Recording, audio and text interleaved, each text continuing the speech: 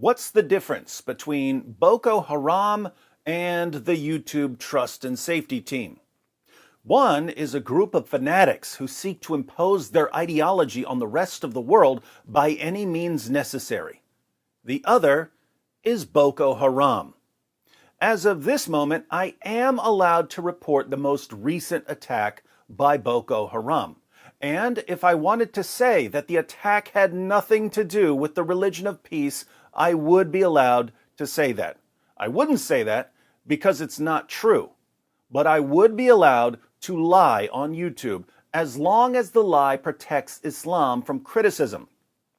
However, if I were to discuss the ideology of Boko Haram so that people could understand what motivates them to slaughter people in the name of Allah, the YouTube Trust and Safety Team would ban me for hate speech because Boko Haram jihadis are now classified as a protected group by the YouTube Trust and Safety Team.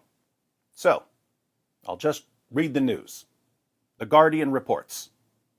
At least 110 people have been killed in an attack on a village in northeast Nigeria blamed on the Boko Haram jihadist group, according to the UN humanitarian coordinator in the country.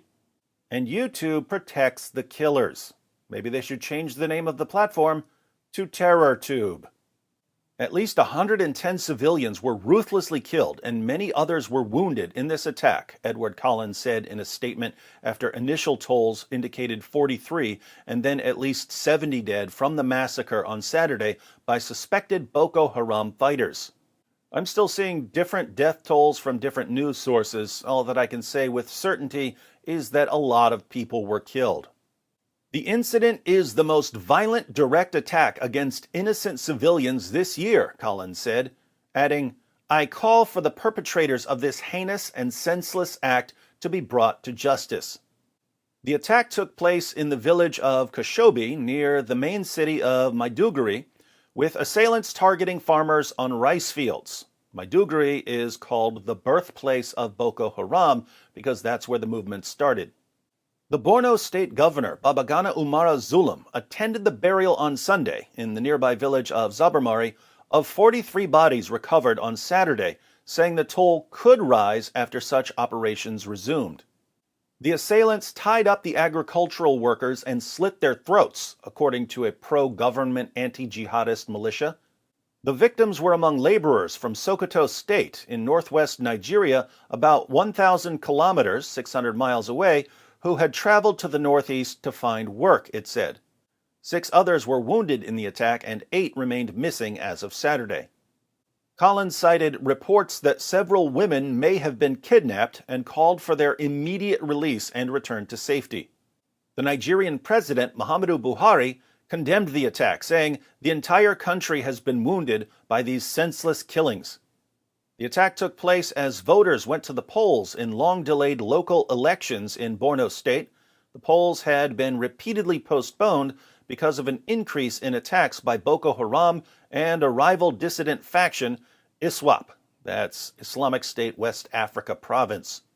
The two groups have been blamed for increasing attacks on loggers, farmers, and fishermen, whom they accuse of spying for the army and pro-government militias.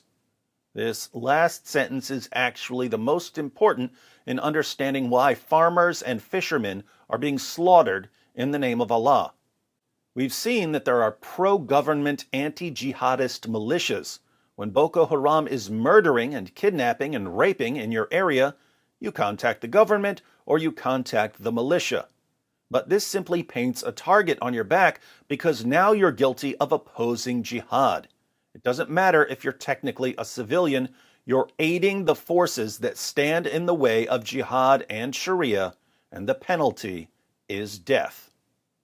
Well, that's about all I'm allowed to say about Boko Haram, according to the group's allies on the YouTube Trust and Safety Team. Again, if I wanted to lie, I would be allowed to say that Boko Haram jihadis slaughtering anyone who opposes jihad and Sharia has nothing to do with Islam. I would be allowed to say that Boko Haram jihadis have simply misunderstood their religion. But then I'd have to explain why jihadis misunderstand Islam in exactly the same way in Somalia, and why jihadis misunderstand Islam in exactly the same way in Iraq, and why jihadis misunderstand Islam in exactly the same way in Syria, and why jihadis misunderstand Islam in exactly the same way in Afghanistan, and why jihadis misunderstand Islam in exactly the same way in Pakistan, and so on.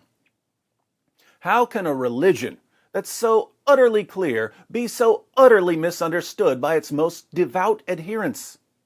The answer to that question would be labeled hate speech, because according to the YouTube Trust and Safety Team, Black Lives Matter, but not nearly as much as shielding Islam from criticism.